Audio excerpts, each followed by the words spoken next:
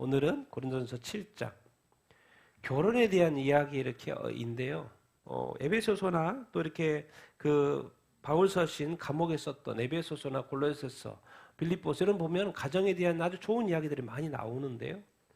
근데 이상하게 여기 고린도전서의 7장에서는 이 결혼과 이 재림과의 관련 속에서 이야기를 이렇게 하거든요. 그래서 이 고린도전서 7장이 아주 이렇게 한데 왜 이렇게 재림 이야기가 이렇게 나오는가? 고린도전서 15장이 무슨 장인지 아십니까? 고린도전서 15장이 우리가 부활장이라고 합니다. 부활장. 아주 긴데요. 거기에 부활에 대한 아주 자세하게 설명이 잘 되어 있습니다. 이게 고린도전서 알고 봤더니 부활, 그리고 재림, 연관이 되어 있죠. 그리고 그 시대의 또 상황하고 연관이 되어 있고. 그래서 왜 사도 바울은 지금 오늘 결혼과 재림하고 연결을 해서 설명을 이렇게 하고 있는지 우리가 그런 부분을 우리가 보기를 이렇게 원하는데요. 여러분 결혼은 너무 좋은 거죠. 하나님이 짝지어줬다는 마태복음 19장 6절 우리 같이 한번 읽어보겠습니다. 시작. 그런즉 이제 둘이 아니요 한 몸이니 그러므로 하나님이 짝지어 주신 것을 사람이 나누지 못할지니라 하시니. 자, 이스라엘 백성에게는 타락을 했고 출애굽을 통해서 구원을 했고 가나안 땅에 정착을 했잖아요. 그리고 율법을 이렇게 주면서 하시는 말씀이 있었죠. 하나님은 이스라엘 백성들이 또 이혼할 걸 알았어요? 몰랐어요? 알았어요. 그러니까 이혼할 때 뭐를 주라고 말했어요? 아내한테? 이혼 증서를 주라 그랬죠. 그러니까 이혼이 있다는 이야기고 이혼할 거라는 이야기인데 다시 이혼 증서가 있어야지만이 이혼한 그 아내는 다시 결혼할 수 있는 그 표식이 되기 때문에 이혼 증서를 주라고 이렇게 했지요. 그런데 신약에 딱 넘어와서 예수님이 딱 오신 다음부터는 뭐가 또 달라져요. 예수님이 직접 하신 말씀이요. 사실은 하나님 그때 하나님이 분명히 이혼 증서를 주셔가지고 이혼을 하라고 그랬는데 예수님이 오셔가지고 하시는 말씀 뭐요? 그때는 니들이 악해가지고 그런 거다. 주님이 다시 말씀하십니다. 이 결혼이라는 거 누가 짝지어 주신 거다? 하나님이 짝지어 주신 것이니까 사람이 나눌 수 있다 없다? 없다라는 식으로 이렇게 아주 단호하게 말씀을 이렇게 하셔요. 그래서 이제 둘이 아니야. 결혼하면 둘이 아니야. 몇 몸? 한 몸이라는 거, 하나라는 거예요. 그래서 예수님이 아주 좀 다르게 설명을 이렇게 합니다. 남녀가 한 몸이 되고 사실 교회가 한 몸이죠. 그리스도와 교회는 한 몸입니다. 머리고 몸이고 하나, 한 몸, 하나님이 짝지어 준 거, 하나님이 나중에는 이제 예수 그리스도와 우리를 짝지어 주죠. 하나라는 거. 왜 자꾸 이 하나가 중요하고 왜 한 몸이라는 게 중요하고 이것을 또 하나님이 짝지어 주신 거라고 이렇게 자꾸 설명을 이렇게 할까요? 제가 도표를 만들어 봤는데 이 그림 봅시다. 기본적으로 가정, 아담과 하와는 하나님을 믿는 사람이 안 믿는 사람이요? 믿는 사람이죠. 그래서 당연히 하나님이 인간을 아담과 하와로 만들었을 때 그 자녀들이 하나님을 믿을 거라고 생각했을까 안 했을까요? 믿을 거라고 생각을 했어요. 그래서 또 그 자녀들이 또 자녀를 낳고 그러면 이 세상에 많은 사람들이 태어날 텐데 그 모든 자녀들이 하나님을 당연히 믿게 될까요? 안 믿게 될까요? 믿게 돼요. 그래서 다들 이제 태어나고 가정을 이룰 텐데 그 가정은 다 믿음의 가정일 거라고. 믿음의 가정. 그리고 하나님의 가정은 믿음의 가정.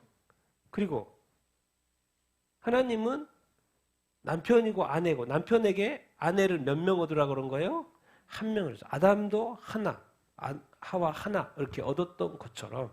그러니까 이 세상에 뭐죠? 일부 다처제는 이게 성경적이 아니죠. 그래서 우리 그리스도인들은 일부 일처제죠. 그래서 한 명과 결혼하라 그랬고. 그런데 또 성경을 보면 결혼은 몇 번 하는 거예요? 한 번 하는 걸로 돼 있어요.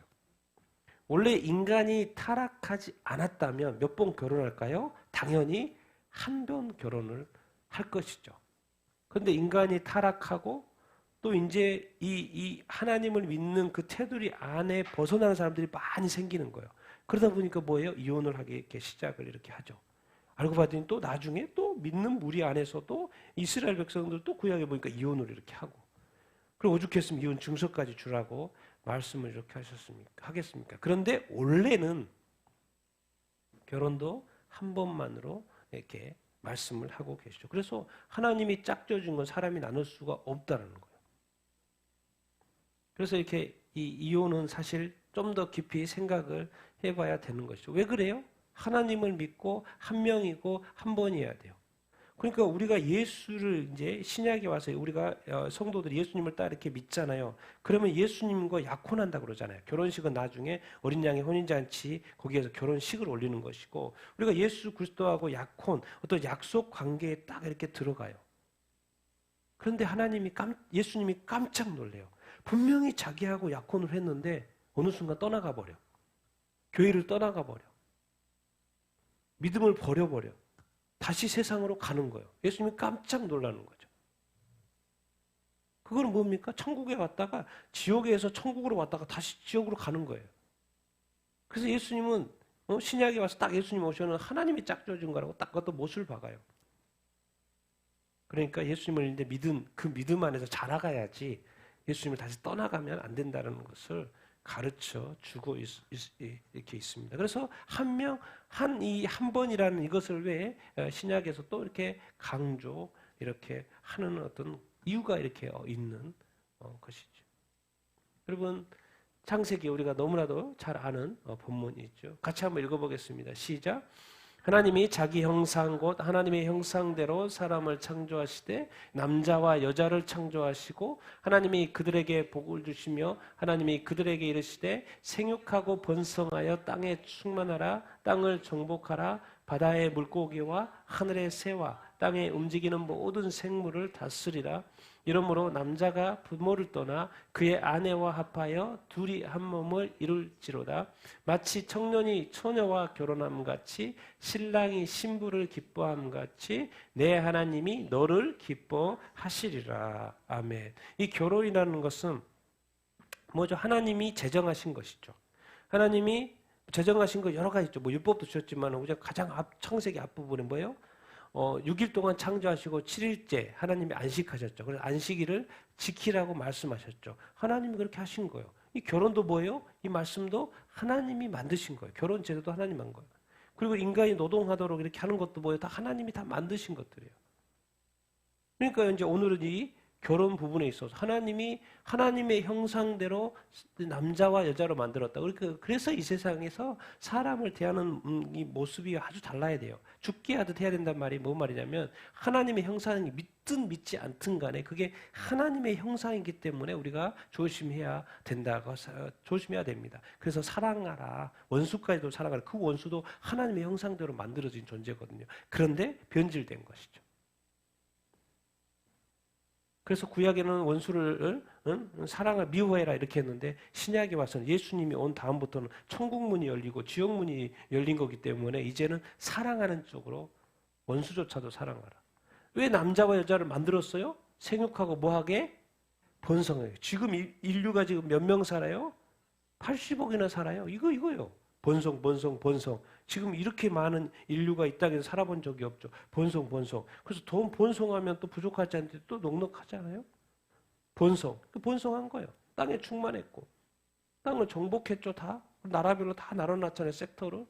그리고 동물도 다 다스리고 이렇게 있고. 그래서 남녀가 이제 부모가 있죠, 부모.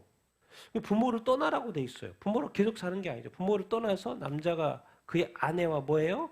합해가지고 결혼이죠? 뭐가 되는 거요? 한 몸. 예수님 말씀했던 그 한 몸. 그래서 이제 그 이사야에서 보면 이런 말이 있어요. 이게 결혼이죠, 결혼. 청년이 처녀와 결혼하는 것. 신랑 신부라고 하죠. 남자 여자는 신랑 신부라고 이렇게 하죠. 그럼 기뻐요, 안 기뻐요? 기쁘죠. 결혼. 이 결혼이요. 단어로 그냥 결혼. 그래서 하나님이 너를 기뻐하신다. 여기서 너는 이제 이스라엘이거든요. 이스라엘이라는 말은. 하나님이 너를 기뻐하시는 것처럼 우리 남녀가 결혼하는 거 기쁜 일이죠. 그것을 신랑 신부라고 표현을 이렇게 하는 거예요. 그래서 남자가 부모를 떠나 그 아내와 합한 것을 한 몸, 이 결혼이라는 것을 누가 만드신 거예요? 네, 하나님이 이렇게 만드셨죠. 1차적으로는 뭐겠습니까? 예, 땅에 충만하라고 했으니까 번성하라고 그랬으니까 뭐예요? 이 사람들이 계속해서 번식하고 번성할 수 있게 하기 위해서 이렇게 결혼이라는 제도를 이렇게 만들었다는 것을 우리가 알 수 이렇게 있죠. 그래서 이렇게 인류가 이 땅에 사실 많이 있는 것은 너무 이렇게 하나님의 뜻입니다. 하나님의 뜻이에요. 원래 그렇게 하나님은 이렇게 많은 사람들이 이렇게 번성하기를 이렇게 원하셨던 것이죠. 그것을 무엇을 통해서? 결혼이라는 이 제도를 통해서 사실 그렇게 결혼이라는 제도를 통해서 이렇게 인류가 번성하게 된 것이 이렇게 아닙니까? 그렇게 된 거예요. 그렇게 된 거예요. 하나님의 뜻대로 된 것이죠. 이제 그 내용에 들어가 보면 이제 여러 가지가 이렇게 있지만 어쨌든 하나님이 말씀하신 대로 지금 이렇게 결혼이라는 제도를 통해서 이렇게 많은 인류가 번성하게 이렇게 됐죠. 그런데 이제 오늘 본문 이제 7장 이 결혼 대해서 한번 좀 읽어 보도록 하겠습니다. 자, 1절부터 5절까지 같이 읽겠습니다. 시작.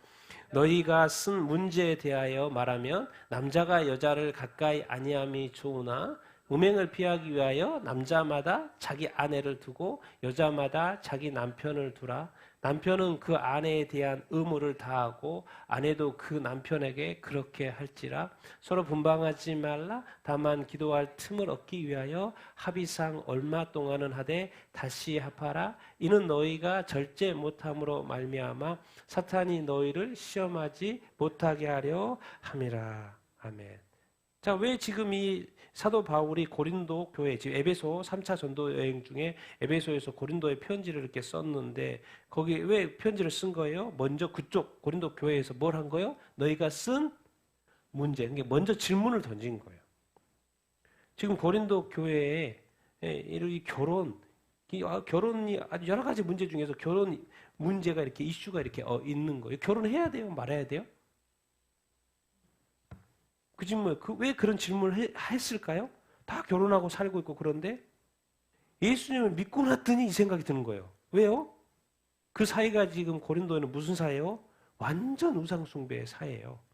그리고 진짜 수많은 신전들이 있는데 어떤 신전은 창녀가 뭐죠? 창녀란다 그 어떤 종교 매춘이 1000명이나 있을 정도로 그러니까 그냥 그래요. 그런 세상이 완전히 타락한 세상.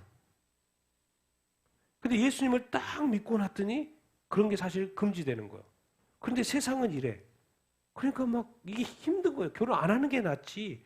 결혼을 하는 게 낫나 안 하는 게 낫나 안 하는 쪽이 거룩하게 살기 더 좋은 것 같은데 막 이런 이슈가 이렇게 있는 거죠. 그러니까 그 중에 하나가 이 결혼에 대한 문제. 그러니까 사도 바울도 말한 거예요. 남자가 여자를 가까이 아니함이 좋다고 말하는 거예요. 그 상황 속에서 그 여건에서 가까이 하지 않으면 좋다. 근데 문제는 뭐냐? 가까이 안 할 수는 있는데 뭐를 피하지는 못한다는 거예요? 음행을 피하지 못한다는 것을 알고 있는 거죠. 사람이 음행을 피하기가 쉽지 않죠. 음행, 음란 이런 것들. 그래서 남자가 자기 아내를 두라 결혼하라는 것이고 여자도 자기 남편을 두고 남편은 아내에 대한 의무, 아내는 그 남편에게 그렇게 할지라고 이렇게 말을 해. 부부 생활을 이렇게 이야기를 이렇게 하는 거 이렇게 아닙니까? 음행을 피하기가 쉽지 않다라는 어떤 것이죠. 그러니까 우리가 예수 믿고 이 금욕주의, 예수 믿고 이런 어떤 금욕적인 생활을 해야 된다고 막 주장하기도 이렇게 많이 하는 거예요. 그러면 금욕적인 생활을 살기 위해서 결혼 안 하는 게 낫겠네. 이런 또 결론이 이렇게 나오고. 그러면 이게 결혼해야 돼요? 말아야 돼요? 이런 고민에 지금 교회가 빠진 거죠. 그러니까 사도 바울에게 질문을 이렇게 하는 거예요.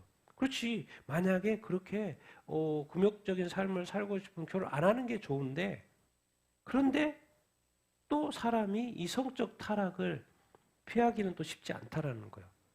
또 그러면 성적 타락한 건 죄악이기 때문에 결혼은 하는 게 낫다 이런 말을 하는 거예요.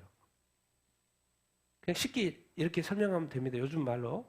자, 천주교는 신부들은 결혼을 못하게끔 되어 있죠. 근데 천주교의 가장 큰 문제가 뭡니까? 전 세계적으로 가장 큰 문제가 뭐예요? 신부들이 결혼 안 해요. 젊어요. 그러니까 천주교의 가장 큰 문제가 뭡니까? 아동 성추행이에요. 신부들에 의한. 감당이 안 돼요. 감당이 안 돼. 교황도 사과할 정도로. 전 세계에서. 뭔 말입니까? 하나님을 매일 예배하고 하나님과 늘 가까이 있고 가장 가까이서 그 신부조차도 이게 안 되는 거죠. 그러니까 죄 가운데 있는 거예요. 피할 수가 없어요. 그러니까 제가 볼 때는 그 죄악을 제가 볼 때는 없앨 수 없어요. 없어질 수 없어요. 신부조차도 그런데 또 뭐 당연히 뭐 다른 종교 사람들도 그럴 거고 그러려니 결혼을 하는 것이 낫다 이야기하고 이렇게 있습니다. 그러니까 만약에 그렇게 결혼을 안 하고 살면 이렇게 되는 거죠. 같이 읽어보겠습니다. 시작. 창녀와 합하는 자는 그와 한 몸인 줄을 알지 못하느냐? 주와 합하는 자는 한 영이니라. 그러니까 이게 자꾸 이제 결혼을 안 했으면 자꾸 이제 우리가 창녀하고 합하는 꼴이 되는 것이고 그것을 아주 경계하죠. 남녀가 결혼해서 한 몸이 되는데 창녀 합하면 그것도 한 몸이 되는 거야. 그리고 한 가지 참고로 또 말하죠. 주님과 합한 것은 한 몸이 아니고 한 영이라는 이 개념을 알아야 됩니다. 그래서 우리가 예수님을 믿으면 한 영 안에 있는 거, 영 안에 있는 거. 그리고 성령이 우리 안에 오신 거고 영 안에 있다. 영적인 거라는 걸 우리가 기억을 해야 합니다. 그러나 창녀와 합하는 것은 한 몸이라고 이야기를 하고 있습니다. 큰일이잖아요.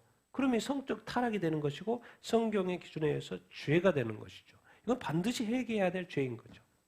근데 이것도 뭐 한 번, 두 번, 세 번 하지. 이거는 뭐 계속될 수 있잖아요. 자, 그런데 결혼을 했어요. 분방하지 말라 그래요.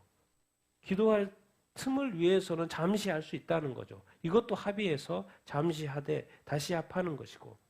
왜 그러냐면 너희가 절제를 못 해가지고 누가 시험을 해버릴 거라는 거예요? 악한 마귀가 시험을 할 거라는 거예요. 악한 마귀가 어떻게든 뭐죠? 이 사람의 어떤 이 세상에요 컨트롤이 안 되는 것이 있어요. 우리가 책도 나왔잖아요. 이 돈하고 성하고 이 권력 이 세 가지로 사람들이 다 무너집니다. 이게 사탄이 이 성과 관련된 것을 다 호시탐탐 보고 있죠. 그걸 시험한다는 거야. 그러니까 음행에 빠지게 되고 성적 타락에 빠지게 되고 그건 그 죄가 되는 어떤 것이죠. 그러니까 이것도 그냥 나의 참고 인내를 뛰어넘어서 또 사탄이에게 또 틈을 주는 요소가 될 수 있다라는 것을 지금 사도 바울이 지금 고린도 교회에 설명을 하고 이렇게 있습니다. 자, 그러면서 지금 다양한 부류의 지금 결혼과 관련해서 이런 부류의 사람들이 이렇게 있죠. 같이 읽겠습니다. 시작. 내가 결혼하지 아니한 자들과 과부들에게 이르노니 나와 같이 그냥 지내는 것이 좋으니라. 만일 절제하지 없거든 결혼하라. 정욕이 불같이 타는 것보다 결혼하는 것이 나으니라. 결혼한 자들에게 내가 명하노니 명하는 자는 내가 아니요 주시라. 여자는 남편에게서 갈라서지 말고 만일 갈라섰으면 그대로 지내든지 다시 그 남편과 화합하든지 하라. 남편도 아내를 버리지 말라. 아멘. 자, 결혼 안 했어요. 그리고 또 결혼했는데 또 남편이 이렇게 죽었어요. 뭐 사별을 했든지 뭐 전쟁에 나가서 죽었든지 뭐 여러 가지 형태로 질병에 걸려서 죽었든지 과부도. 근데 남편이 없어요. 근데 사도 바울이 놀랍게도 뭐라고 표현을 하냐면 나와 같이 뭐 하는 것이 좋다? 그냥 지내는 것이 좋다는 거예요. 엉뚱한 대답을 좀 하고 있죠. 결혼 안 했어요. 결혼 안 한 사람 청년 보고 처녀 보고 결혼 안 한 게 나와 같이. 사도 바울은 무슨 은사가 있어요? 사도 바울은 무슨 은사가 있어요? 독신의 은사가 있어요. 독신의 은사가 이렇게 있어요. 근데 다 그런 동일한 은사가 있는 것은 아니죠. 그리고 사도 바울은 특별히 하나님께서 쓰시고 사도 바울은 지금 주님이 부르셔가지고 전 세계에 또 복음을 전해야 되기 때문에 결혼하고서는 가족을 돌보면서 그렇게 할 수는 없죠. 그리고 이제 사도 바울도 그것을 주님께 부르심을 받고 받았던 것이고 또 그 미션에 대해서 수행을 해야 됐던 것이고 그래서 사도 바울은 이런 결혼의 부분에 있어서는 자기 자신은 독신의 은사가 있다는 걸 알고 있죠.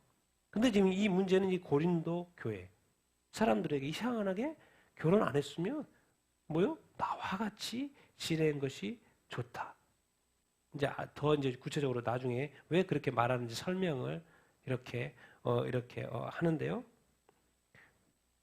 왜 그러냐면 만일 뭐 하지 못할 것이면 절제가 안 될 것이면 성범죄를 저지를 것이면은 뭐 해라?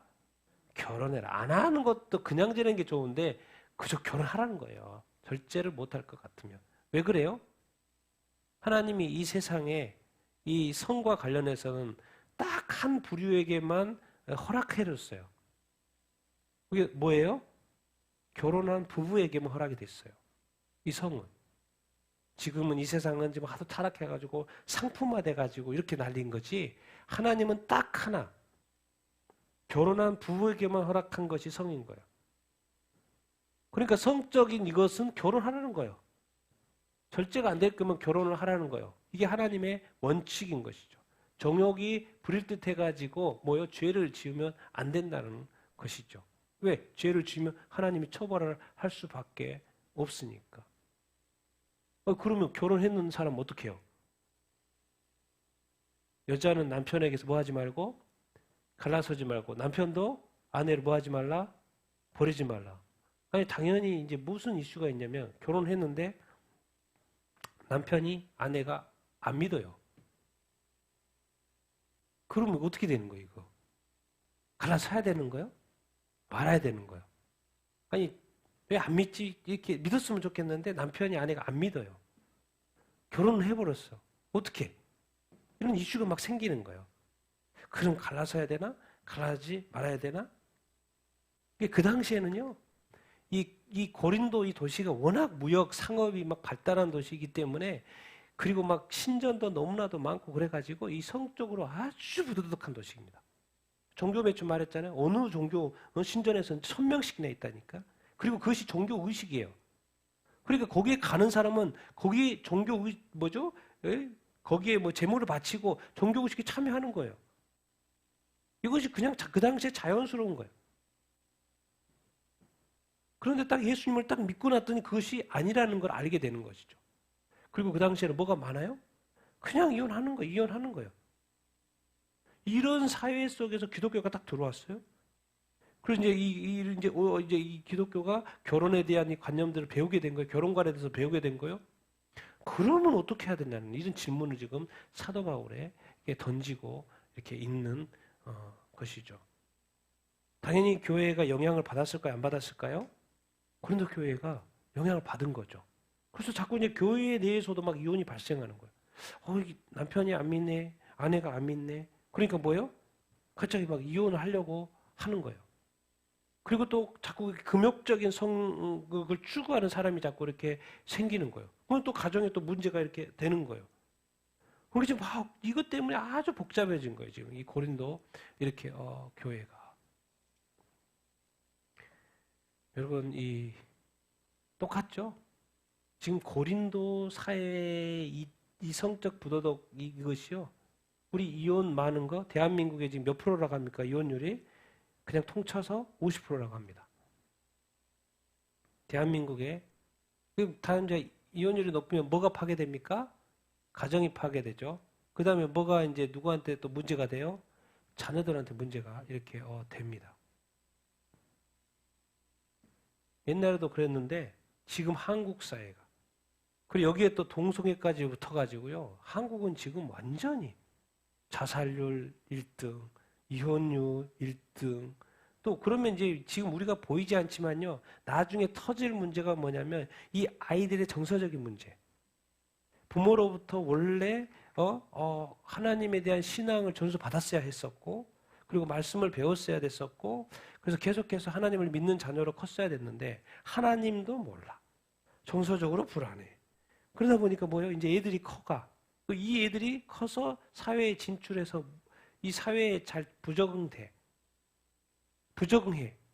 그러면 또 문제가 생길까 안 생길까요? 엄청난 문제가 생기겠죠. 그래서 지금 문제가 되고 있죠. 근데 이게 좀 더 시간 가보세요. 감당하지 못할 그런 세상이 돼버리는 거예요. 이 사회가.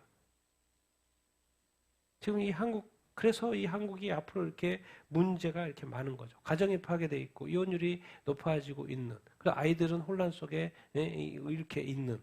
버려지고 이렇게 있는. 그래서 왜 채워지는 그 사랑 안에서 커야 되는데, 또 믿음 안에서 커야 되는데, 믿음도 없고, 사랑도 이렇게 없고. 그러니까 그냥 애들이 그냥 살아내는 거예요.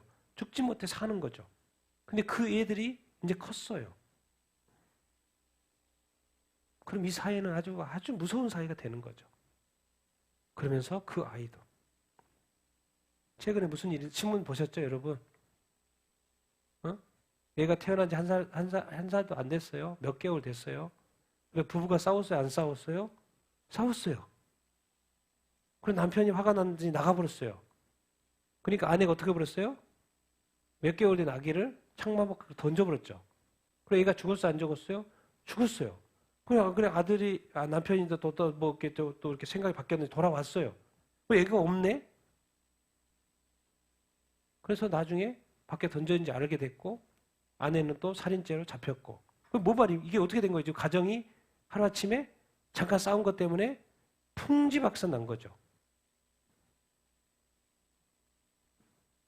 여러분 우리가 지금 이런 시대에 살고 이렇게 있어요. 이런 시대에 살고 이렇게 있습니다. 개인의 삶도 가정도 자녀도 부부관계도 부모도 이제 감옥 가니까 모든 게 깨졌어요. 남는 게 하나도 없습니다. 우리가 지금 예수 믿는다는 게 무엇인가? 우리가 이런 것을 많이 생각을 이렇게 하게 되는 이 시대를 살고 이렇게 있습니다.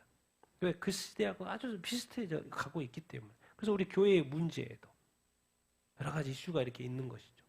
자, 12절부터 16절 읽겠습니다. 시작.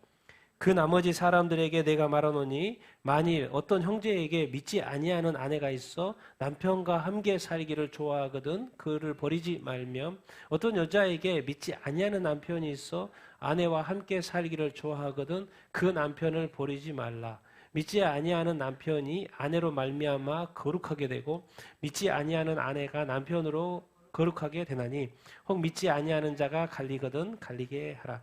아내된 자여 내가 남편을 구원할런지 어찌 알 수 있으며 남편된 자여 내가 내 아내를 구원할런지 어찌 알 수 있으리요. 다른 사람 또 이제 계속 결혼했고 안 했고 뭐 이런 얘기 또 나머지 사람들. 근데 어떤 케이스를 말하는 거예요? 이제 믿는 남편에 믿지 않는 아내가 있는 거죠. 그런데 아내가 남편을 너무 사랑해서 같이 살고 싶어 해요. 그러면 뭐 하지 말아라? 버리지 말아라. 이제 믿는 아내가 믿지 않는 남편이 있네? 뭐 아내와 함께 살기를 또 좋아하네? 그 남편을 버리지 말라고 하고 이렇게 있습니다. 그러니까 그 당시에 이게 이슈가 있는 거예요. 그 그리스도인 가정들마다. 예수님을 딱 믿게 됐고 믿음이 좋아졌는데 이건 또 안 믿고 이 타락한 이 세상 속에서 이거 어떻게 해야 되냐는 거예요. 내가 예수님을 믿으려면 뭔가 제대로 믿어야 되는데 이 제대로 믿기 위해서는 이게 뭐가 안 돼. 가정에서부터 안 되는 거예요. 자녀도 교육을 시켜야 되겠는데 또 남편이 안 믿는 남편은 아내가 자녀를 자꾸 그렇게 못 가르치게 믿음에 대해서 못 가르치게 하고 뭐가 막 복잡한 거예요. 어떻게 해야 돼? 그냥 헤어져야 돼? 말아야 돼? 이런 고민. 근데 사도 바울은 놀랍게도 뭐라 그래요? 버리지 말라고 말하고 있습니다. 더 놀라운 표현 이렇게 하죠. 믿지 아니하는 남편이 아내로 말미암아 뭐 하게 된다? 와, 엄청난 말을 하고 있어요, 지금. 믿지 아니하는 아내가 남편으로 말미암아 거룩하게 믿는 아내, 믿는 남편이겠죠. 어떻게 된다고요? 그러니까 둘 중에 한 명이 예수님을 믿으면 그 가정은 무슨 가정이다? 거룩한 가정이라고 말하는 거예요. 그러니까 믿는 자가 그 가정에 이렇게 있으면 하나님이 기뻐하시는 가정이라는 거예요. 하나님이 함께 하시는 가정이라는 거예요. 하나님이 보시기에 좋다라고 말씀을 하고 있는 것을 우리가 알 수 이렇게 있습니다. 더 나아가서 한 명만 믿네? 그러면 믿는 아내, 믿는 남편을 통해서 남편이나 아내가 뭐 할 수도 있을 가능성이 있다는 거예요? 구원받을 수도 있겠다. 예수 그리스도께서 이 땅에 오신 이유 뭐 하러 오셨어요? 지옥 갈 영혼 천국으로 구원하려고 오셨어요. 그러니까 예수님은 구원이에요, 구원. 그래서 예수님을 뭐라 그래요? 세이비어, 구원자라고 그럽니다. 그런데 아내가 안 믿고 남편이 안 믿어? 근데 내가 믿어? 그러면은 내가 남편을 전도하고 아내가 예수님을 믿을 수 있도록 해야 되겠다라는 그 생각. 만약에 둘 다 안 믿으면 둘 다 지옥 갈 수밖에 없죠. 믿을 기회가 없어요. 믿을 확률. 그런데 이미 벌써 50% 누가 내가 믿어요. 그러면 그 가정도 남편도 아내도 뭐요? 구원받을 수 있는 확률이 더 높아져요? 안 높아져요? 높아지는 것을 알 수 이렇게 있습니다.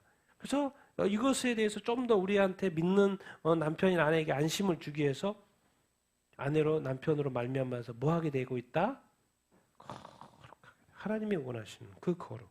그래서 우리가 알게 되는 것은 1차적으로 결혼은 1차적으로 누가 하는 게 맞아요? 믿는 자들끼리 하는 게 맞습니다. 성도들끼리 1차적으로 해야 돼요. 그렇지 않으니까 이런 이제 문제가 이렇게 발생하고, 이 당시에는 또 타락한 믿지 않는 세계에 복음이 들어와서 또 믿게 되면서 이렇게 또 발생하는 것이고, 이게 만약에 이제 지금은 이제 결혼할 때는 성도는 사실 믿는 사람과 결혼하는 게 제일 좋죠. 왜? 이런 문제가 발생을 하지 않을 테니까. 자, 두 번째, 불신자라고 이혼하면 된다, 안 된다?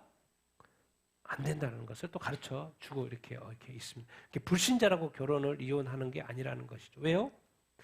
그 중에 한 명이 믿으면 뭐요? 남편이든 아내든 믿는 남편이면 믿는 아내든 그 믿지 않는 아내 남편을 위해서 기도해야 된다는 거예요. 이미 그 가정이 하나님이 보실 때는 거룩하다라는 거예요. 그리고 또 믿지 않는 그 배우자에 대해서 구원할 수 있는 준비가 되어 있는 거 아닌가, 이런 식으로 지금 말씀을 하고 이렇게 있습니다. 왜? 사실 이제 가장 가까운 사람이 전도가 잘 안 되죠. 그렇죠? 왜 안 돼요? 왜 안 됩니까? 자기 자신의 일거수일투족을 너무나도 잘 알기 때문에 그러죠. 네? 그런데 그거를 또 뛰어넘게 우리 자신들이 믿어도 부족한 점이 너무나도 많고, 그러나 우리가 기도할 때 하나님께서 역사하실까요? 안 하실까요? 역사하실 줄로 이렇게 믿습니다. 역사하실 줄로 믿습니다. 왜 그래요? 우리는 반드시 뭔가 문제에 대해서 문제를 깨버려야지 문제에서 눌리면 안 됩니다. 문제가 발생하면 그 문제를 해결하면 되는 것이고, 이렇게 풀어나가면 되는 것이지 그 문제에 나가 떨어지면 안 돼요. 특별히 생명일 때는 그래요.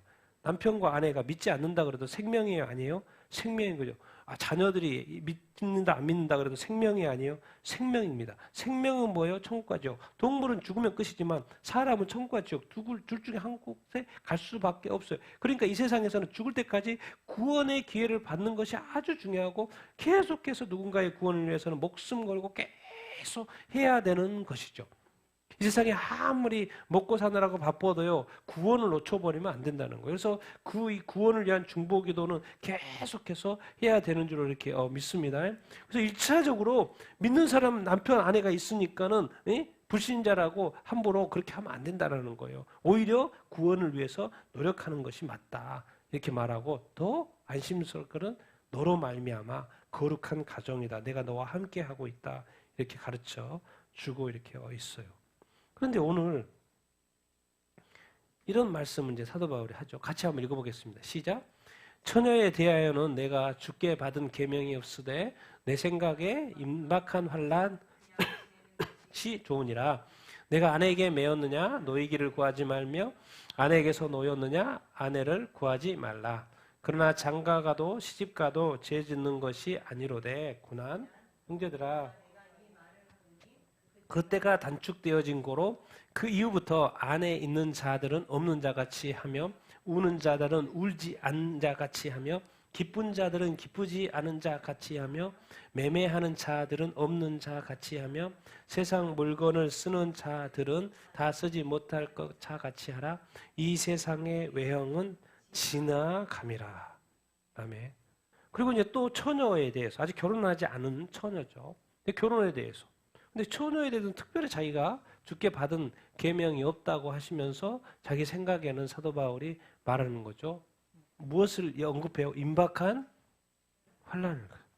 만약에 임박한 환난이면 그냥 지내는 것이 당연히 뭐예요? 좋겠죠.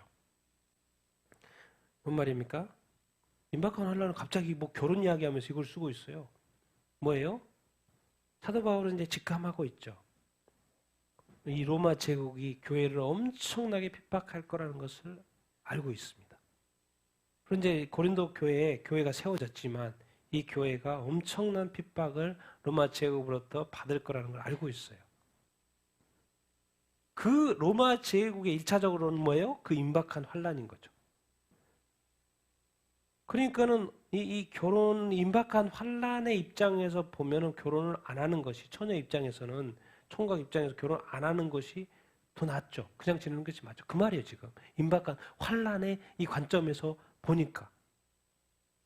자, 또 이제 크게는 이게 지금 2000년 전에 쓰여진 글이잖아요. 근데 또 예수님이 이제 2000년이 지나고 재림 직전이죠, 지금은. 예수님 재림 직전에도 7년 대환란이라는 것이 성경에 아주 자세하게 풀어져 있죠.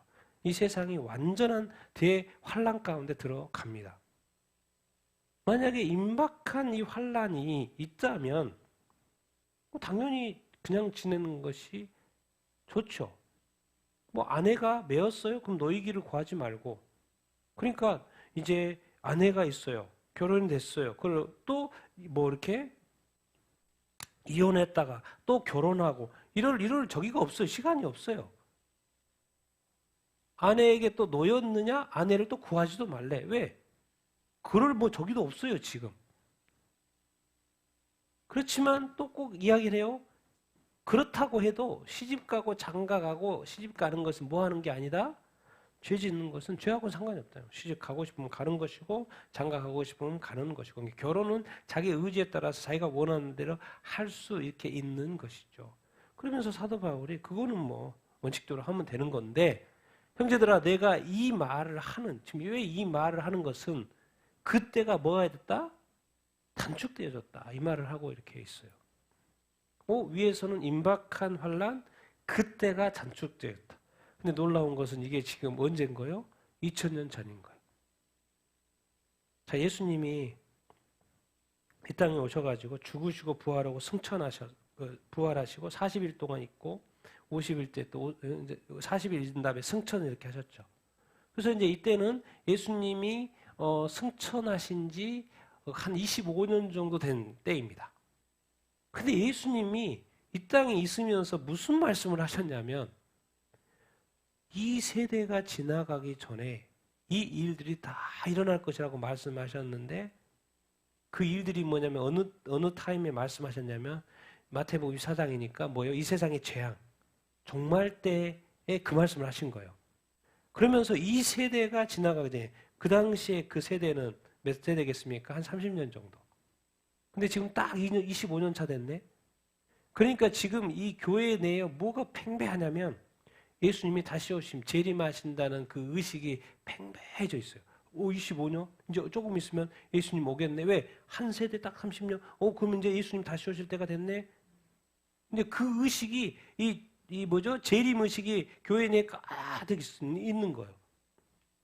그러니까 재림이 이제 예수님이 재림할 때 가까웠으니까 이제 뭐 재림하면 일도 필요 없고 뭐요? 결혼도 그런 의식이 이제 그들 가운데 이렇게 있는 거예요. 심지어 누구조차도 사도 바울도 고린도 교회 지금 결혼 문제를 푸는 데 있어서 사도 바울에게도 무슨 생각이냐면 주님이 이렇게 말씀하셨으니까 이제 곧 재림할 때가 되는 이 관점에서 그냥 지는 것이 낫다고 말을 해요. 사도 바울은 이제 독신의 은사가 있으니까 쉽게 이야기하는지 말하는지 모르겠지만 뭔가 임박한 채는 로마 제국 이제 교회가 엄청난 핍박 진짜 주님의 그때가 단축됐다? 여기서 이제 그럼 이렇게 되는 거죠. 임박한 환란? 그때가 단축이 됐으면 아내가 있어도 뭐같이? 없는 자같이. 우는 자는 울지 않는 거예요. 지금 울어도 이제 울음이 곧 끝인다는 거예요. 기뻐도 그 기쁨이 계속 오래가지 않는다는 거예요. 지금 매매하고 장사해가지고 막 돈 열심히 이렇게 벌고 있습니다. 그런데 매매하는 자들은 없는 자같이. 열심히 벌고 있는데 무슨 소리? 세상 물건을 쌓아가지고 많이 부자가 됐어요. 근데 그것을 다 쓰지 못할 자같이. 왜요? 환란 임박했어요. 주님이 재림할 때가 가까웠어요. 그러면서 이 세상의 외형이 뭐한다? 다 지나간다. 이 세상의 것이 다 끝난다, 안 끝난다? 끝난다고 이야기하고 있어요. 뭔 말입니까? 다 끝난다는 거예요. 이 세상은 영원하지 않다라는 거예요. 이 세상은 일시적인 것이고 제한되어 있고 임시적이라는 것이죠. 그리고 이 세상은 다 없어질 거기 때문에, 다 지나가기 때문에 무상하죠. 그리고 주님의 재림을 준비를 해야 된다. 이런 이야기를 사도 바울이 지금 여기서 풀고 있어요. 그래서 자기 생각에는 뭐죠? 그냥 지내는 게 낫다. 이렇게 말했는데 지금 몇 년이 지난 거예요? 2000년이 지난 거예요. 그리고 알고 봤더니 이게 왜 그러냐면 주님이 왜 이 세대가 가기 전에 이렇게 이런 일들이 일어날 것이라는 말씀을 하셨을까요? 우리가 이 땅에서 삶을 살 때 우리는 잠깐 살다가 죽습니다. 그런데 항상 그 어떤 삶을 살아가는 것에 있어서의 어떤 사고방식, 이 세상 2000년 동안 살아가는 이 모든 세대가 어떻게 살아가라고 말씀하시는 거예요? 종말 의식을 가지고 살아가는 거예요. 그럼 누구를 사모하면서 살아가는 거예요? 다시 오실 주님을 사모하면서 모든 세대가 지금까지 그렇게 온 거예요. 왜? 그때마다 성경 보는 사람들은 뭐예요? 오, 주님 곧 오시겠네. 그렇게 느꼈으니까. 왜? 주님 이제 한 세대가 가기 전에 어이구 그럼 우리 세대 얼마 안 남았네. 그렇게 그런 식으로. 왜? 세상 다 타락, 그 당시에도 다 타락했으니까 모든 세대마다 다 타락했고 주 예수님을 딱 믿었는데 성경을 보니까 한 세대 만에 이렇게 그러니까 이런 이야기를 하는 것은 심지어 사도 바울조차도 그냥 지는 게 낫다? 임박한 환난 때문에 주님의 때가 재림. 특히나 이제 요즘 같은 때 더 그런 어떤 주님이 다시 오실 때 가까워진 이때, 진짜 실제로 가까워진 이때 우리는 또 어떻게 살아야 될 것인가? 이런 본문을 보면서 우리 자신들을 다시 한번 돌이켜보고 또 어떻게 살아가야 될지를 좀 깨달아 보는 것이 아주 중요한 어떤 것이지요. 그러면 또 뭘 어떻게 하겠습니까? 걱정과 염려가 되죠. 그래 안 그래요? 염려가 되겠죠. 그러니까 우리가 늘 살아갈 때 그죠? 어떤 주님의 다시 오심을 하늘 소망, 천국 소망, 재림 소망을 늘 가지고 사는 여러분들 다 되기를 예수님의 이름으로 축원드립니다. 다 때가 있고 그렇게 그렇습니다. 또 이렇게 다 성경에도 예언이 되어 이렇게 있는데 그 때에 맞게 또 잘 살아야 되겠죠. 그래서 염려가 가득할 그 사람들에게 염려하지 말라고 말씀을 하시는데요. 같이 읽겠습니다. 시작. 너희가 염려 없기를 원하노라. 장가가지 않는 자는 주의 일을 염려하여 어찌하여야 주를 기쁘시게 할까 하되 장가간 자는 세상 일을 염려하여 어찌하여야 아내를 기쁘게 할까 하여 마음이 갈라지며 시집가지 않은 자와 처녀는 주의 일을 염려하여 몸과 영을 다 거룩하게 하려 하되 시집간 자는 세상 일을 염려하여 어찌하여야 남편을 기쁘게 할까. 내가 이것을 말함은 너희의 유익을 위함이요 너희에게 올무를 놓으려 함이 아니니 오직 너희로 하여금 이치에 합당하게 하여 흐트러짐이 없이 주를 섬기게 하려 함이라. 사도 바울의 하고 싶어하는 말이 이렇게 이건 거죠. 너희들이 유익을 이렇게 지금 계속 말하는 것은 너희의 유익을 위한 것이지 뭐를 놓으려고 하는 것이 아니다. 올무를 놓으려고 하는 것이 아니고 걸려 넘어지게 하려고 하는 것이 아니라는 거죠. 이제 예수님을 딱 믿고 나서는 이제는 뭐요? 이제 쟁기를 딱 잡고 전진해 가고 앞으로 쭉 가야죠. 뒤돌아보면 안 됩니다. 그래서 뭐 어떻게 가라는 거요? 흐트러짐이 없이 누구를 섬기는 거요? 주를 섬기는 거예요. 그래서 세상이 어떻든지 간에 우리가 흐트러짐이 없이 주님을 제대로 잘 섬기면서 살아야 된다라는 것을 가르쳐 주고 있어요. 그것에 대해서 이제 이 결혼과 관련해서 너희가 염려 없기를 바라고 정말 또 이렇게 올무를 놓으려고 하는 것이 아니다. 장가가지 않은 자는 사실 이제 항상 주님만을 생각할 수밖에 없죠. 그러니까 주를 기쁘게 하는 삶을 살 수 있을 것이고 장가간 자는 이제 더 해야 되는 거죠. 세상 일도 당연히 염려하면서 또 아내를 기쁘게 해야 되죠. 장가갔으니까. 또 시집간 사람은 또 주의 일을 또 왜 그 가족이 없으니까 주님의 일에 더 집중할 수 있고 또 몸과 영을 늘 거룩하고 정결하게 살려고 더 노력하기가 쉽죠. 그런데 시집을 갔으면 또 세상 일에 대한 염려가 있을 것이고 또 남편을 기쁘게 해야 될 또 의무가 있잖아요. 아내를 기쁘게 해야 될 의무가 이렇게 있잖아요. 그러니까 이런 것에 대해서 더 신경을 쓸 수밖에 이렇게 없지요. 그렇지만 또 사도 바울은 결혼해서 그럼 어떻게 해요? 그대로 살아라. 그렇게 말을 하죠. 그대로 살아라. 그대로 살아라. 어떻게 하려고 하지 말고 네가 뭐 이렇게 하려고 하지 말고 사도 바울 의견은 그대로 살아라 그 말이에요. 그래서 이런 것을 가지고 염려나 이렇게 올무를 올린 게 아니고 사도 바울이 궁극적으로 하고 싶은 거, 말하고 싶은 거, 주를 섬겨야 되는데 이는 복잡한 상황 속에서 어떻게 기억합시다. 뭐 어떻게 해요? 흐트러짐이 없이 지금까지 그렇게 잘 해왔던 것처럼 이런 많은 문제 속에서 흐트러짐이 없이 주를 잘 섬겨라. 그러니까 지금 이 문제를 질문하는 이 고린도 교회에게, 이 고린도 교인들에게, 교회 성도들에게 말하는 거예요. 지속적으로 뭘 촉구하고 있는 거예요? 헌신. 지금까지 그렇게 살아왔던 것처럼 지속적으로 헌신하면서 살아라. 그런 이야기를 지금 말하고 이렇게 있는 것을 이렇게 볼 수 이렇게 있습니다. 그러니까 결국 이런 것들을 보면서 뭐 세상 일도 언급하고 주를 기쁘시게 하는 삶, 주의 일, 거룩 뭐 이런 것을 언급하는 것은 뭐겠습니까? 우리가 이제 힌트를 얻는 것은 뭐예요? 우리가 어떻게 살아야 된다? 주님을 기쁘시게 하는 삶을 살아야 된다는 거죠. 주의 일을 하고 주의 영광을 위하여, 주의 나라를 위하여, 주의 복음을 위하여 살아야 된다는 것을 알 수가 이렇게 있죠. 이게 하기 전이면은 괜찮지만 이미 다 우리는 다 결혼한 사람이고 자녀들도 다 키우고 있고 그런 상황이잖아요. 그러니까 이미 또 우리는 뭐요? 어느 선에 다시 와 있어요. 그런데 궁극적으로 하고 싶은 것은 뭐냐면 주님을 기쁘시게 하는 삶을 살아야 되고 우리가 거룩한 삶을 살아야 된다는 거죠. 몸과 영이 다 거룩하게 된 그런 삶을 된다라는 것이죠. 그렇다고 또 그것까지 해야죠. 남편도 아내를 기쁘게 하는 삶을 살아야 되고. 그러니까 흐트러짐이 없이 포인트, 누구를 섬기는 삶? 주를 섬기는 삶. 그래서 주님이 말씀하셨죠. 만약에 가족을 나보다 더 사랑하면, 자녀를 나보다 더 사랑하면, 남편을 나보다 더 사랑하면, 아내를 나보다 더 사랑하면 뭐예요? 주님한테 합당하지 않다고 말씀하셨어요. 항상 이 순위는 누구예요? 주님이고 주를 섬기는 거예요. 흐트러짐이 없이 주를 섬기게 하려 합니다. 여기서 만약에 사도 바울이 여기 앞에서 이 말씀을 했으면 어디다가 강세를 주고 말을 했을까요? 흐트러짐이 없이 강세를 말했을 것이고 또 뭘요? 뭘 가장 강조했을까요? 주님을 늘 잊어버리지 마라. 신앙생활 때 주님을 잊어버리지 마라. 주님을 잊어버리지 마라.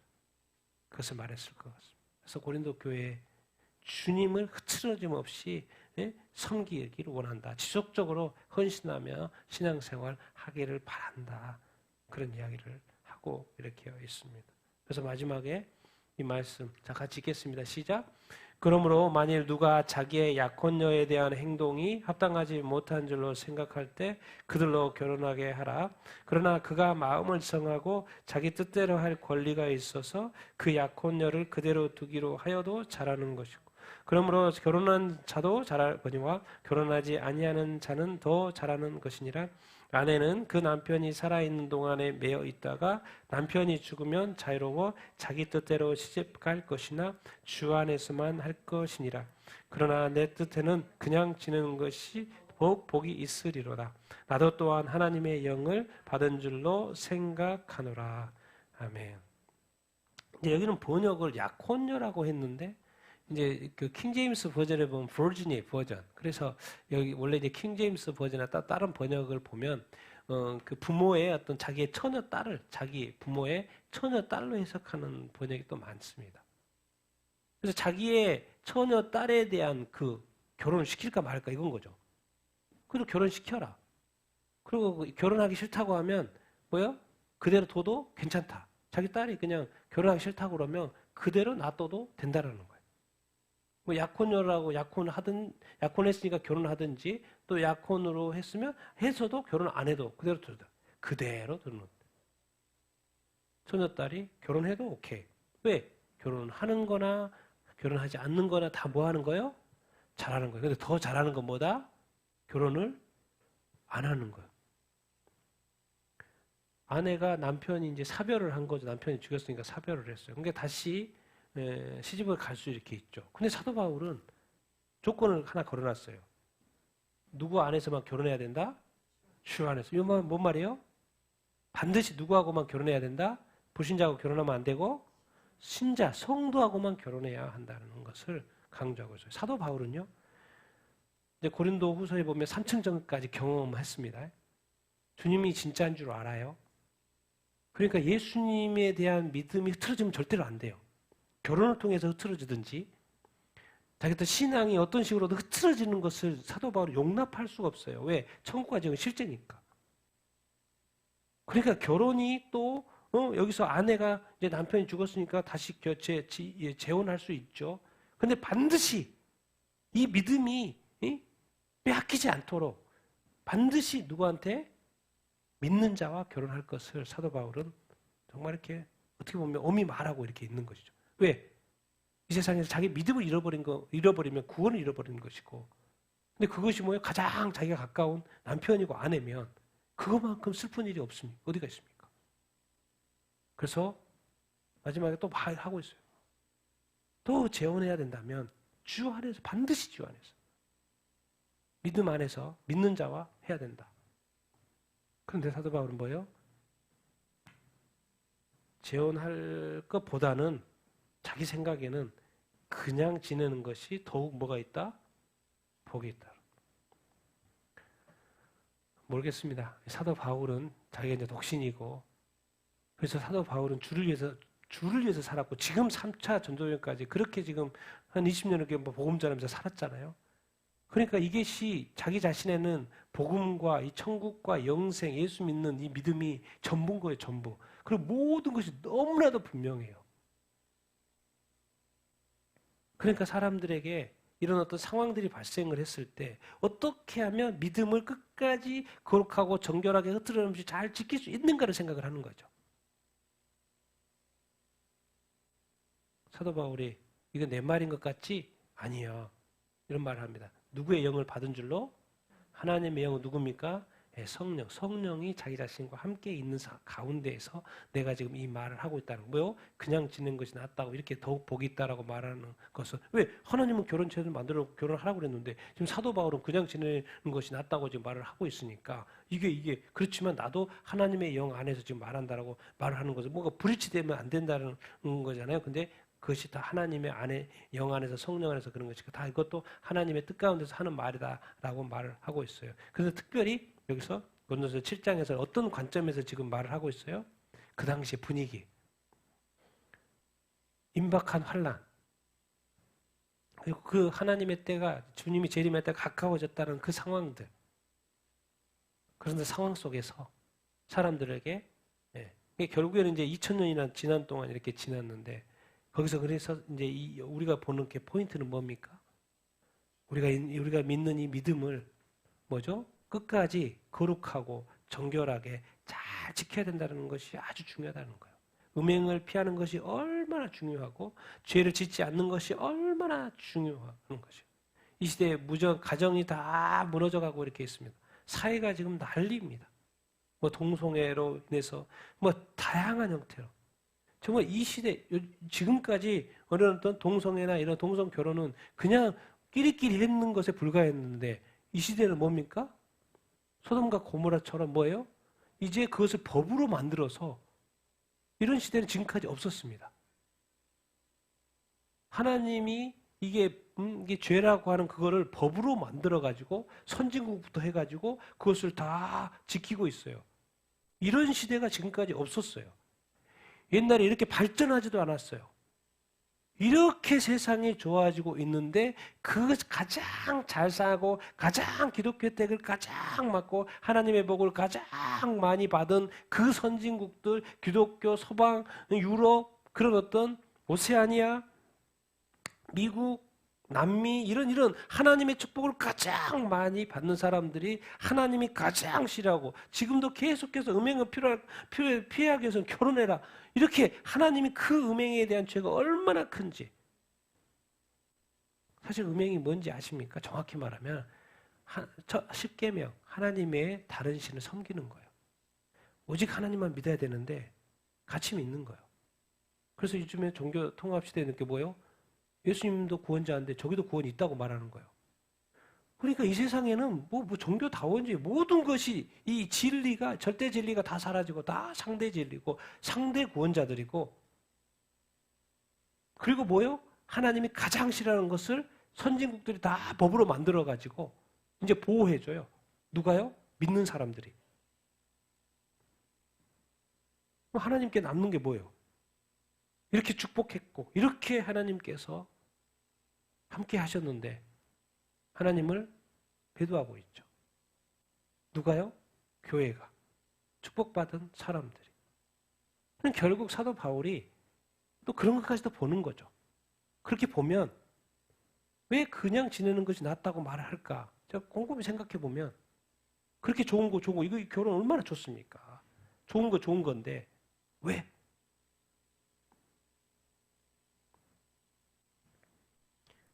우리가 죄 가운데 나아가면 안 된다는 거죠. 음행을 피해야 되고 세상의 타락 가운데 가해 쓸려가면 안 되는 거죠. 여전히 흐트러짐이 없이 주를 섬기고 주를 기쁘시게 하는 삶, 거룩하고 정결하고 순결한 삶을 우리가 살아내야 되기 때문에 그런 줄로 이렇게 믿습니다. 이것이 결혼이라고 예외가 아니라는 거예요.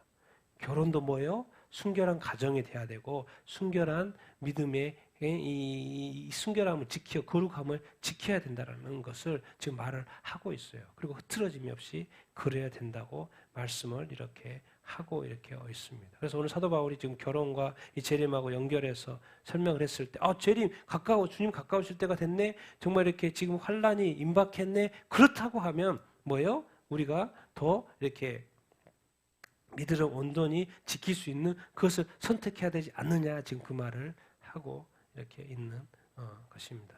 그렇게 2000년 동안 하고 지금 이 시대에도 보니까 우리도 동일한 입장에 이렇게 있는 것을 우리가 알 수 이렇게 있죠. 그래서 오늘 또 이 말씀을 통하여서 우리 하나님께서는 우리가 이 시대를 보고 우리 애가 지금 다 결혼해서 살고 있고 자녀도 이렇게 잘 살고 있는데 우리가 그대로 살고 또 거룩하고 정결하고 깨끗하고 더 주님을 사랑하고 주님을 틀림없이 섬기면서 살아야 된다고 말씀하고 이렇게 있습니다. 그 말씀대로 어떻게 보면 그냥 그들 지금까지 살아왔던 것을 또 사는 거예요. 뭐 특별한 게 없이 더 틀어짐이 없이 여러분 다 그렇게 주님 앞에서 주님이 기쁘시게 하는 그런 삶을 사는 우리가 다 되기를 여러분 되기를 예수님의 이름으로 축원드립니다.